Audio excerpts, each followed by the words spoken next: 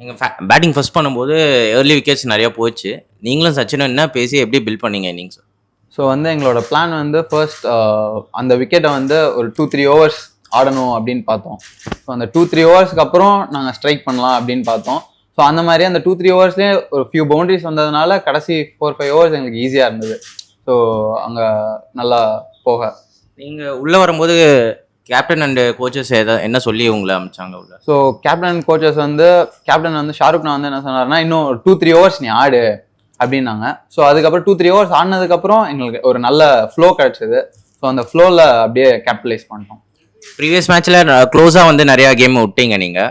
இந்த மேட்ச் நல்ல ஒரு வின்னு, நல்ல மூமெண்டம் கெயின் பண்ணியிருக்கீங்க இன்டு த சென்னை லெக்.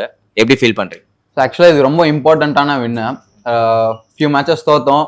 எங்களுக்கு 3 மேட்ச் ஜெயிச்சா தான் குவாலிஃபை ஆக சான்ஸ் இருக்குது.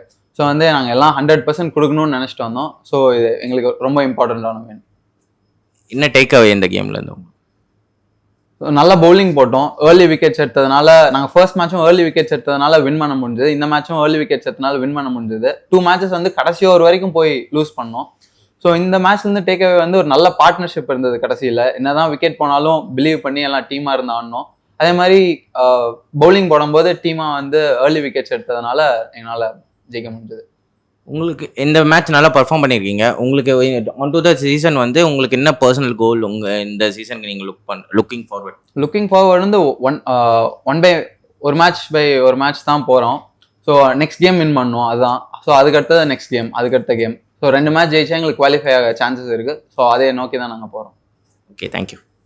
இல்லை ஏர்லி விக்கெட்ஸ் நீங்களும் ஈஸ்வரனும் எடுத்தீங்க. நல்லா போயிட்டு இருந்தது. எங்கே மிஸ் அவுட் பண்ணீங்கன்னு நினைக்கிறீங்க இந்த கேம்?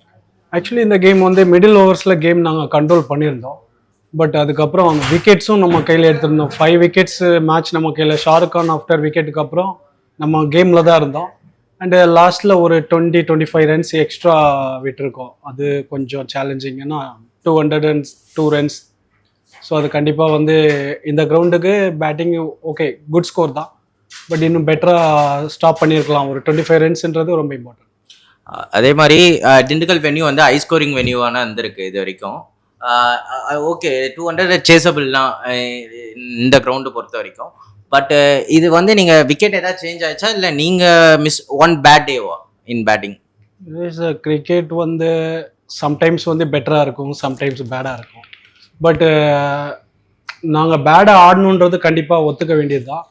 பட் பெட்டர் இன்டென்ட்டோடு ஆடி இருக்கணும். ஏன்னா இனிஷியலாக நாங்கள் விக்கெட் ரொம்ப த்ரோ பண்ணிட்டோம். ஸோ இது பெட்டர் கம்பேக் பண்ணி நல்லா கொண்டு வரணும் மேட்ச்சுக்கு. நெக்ஸ்ட் லெக் வந்து சென்னையில் நடக்குது. இது எப்படி நீங்கள் கேரி ஆஃப் ஃபார்வர்ட் பண்ணி எப்படி டேர்ன் அவுட் பண்ணுவீங்க நெக்ஸ்ட் கேமில்? மைண்ட் செட்டில் போவீங்க? லாஸ்ட் 1 மந்தாக இதுக்கு தான் நிறைய ஒர்க் பண்ணியிருக்கோம். And same time 15 to 20 years வந்து நிறைய பேர் சேர்ந்து கிரிக்கெட் ஆடி இருக்கோம்.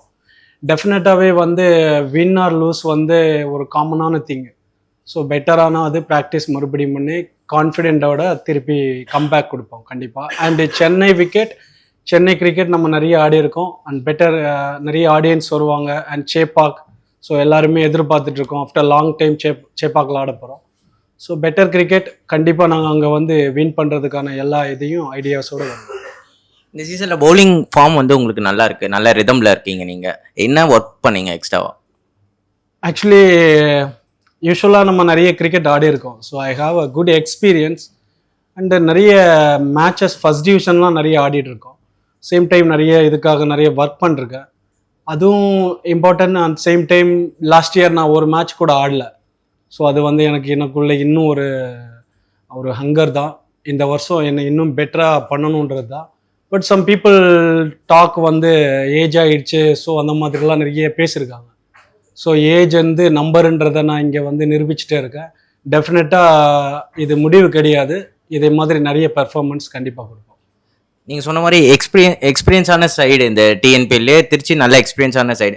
இந்த மாதிரி லூஸ்லேருந்து இந்த எக்ஸ்பீரியன்ஸை வச்சு நீங்கள் எப்படி கம்பேக் கொடுப்பீங்க? இட்ஸ் அ கம்பேக் வந்து ஆக்சுவலி ஒரு மேட்சை வச்சு நம்ம எதையுமே டிசைட் பண்ண முடியாது. ஸோ நல்லா பண்ணும்போது எல்லாருமே சேர்ந்து சந்தோஷமாக இருப்பாங்க. பட் ஃபெயிலியர் ஆகும்போது எல்லாருக்குமே அந்த ஒரு நெகட்டிவான விஷயங்கள் அவுட் சைட்லேருந்து தான் வரும். ஸோ பிளேயர்ஸ் வந்து இது மாதிரி ஒரு நெருக்கடியான சூழலில் வந்து நம்ம கான்ஃபிடெண்ட்டாக இருக்கணும். அதே சமயம் வந்து லூசிங் வந்து நமக்கு நிறைய கற்றுக் கொடுக்கும். அந்த விஷயத்தில் நிறைய விஷயங்கள் இந்த மேட்ச் எங்களுக்கு ஒரு லேர்னிங் தான். கண்டிப்பாக கம்பேக் வந்து நல்லா ஸ்ட்ராங்காக வருவோம். அதுக்கான இன்னும் ப்ராக்டிஸ் எங்கெல்லாம் தப்பு பண்ணியிருக்கோமோ அதை சரி பண்ணிவிட்டு நெக்ஸ்ட் மேட்ச் இதை பெட்டரான கிரிக்கெட் ஆடுவோம். தேங்க்யூ. தேங்க்யூ.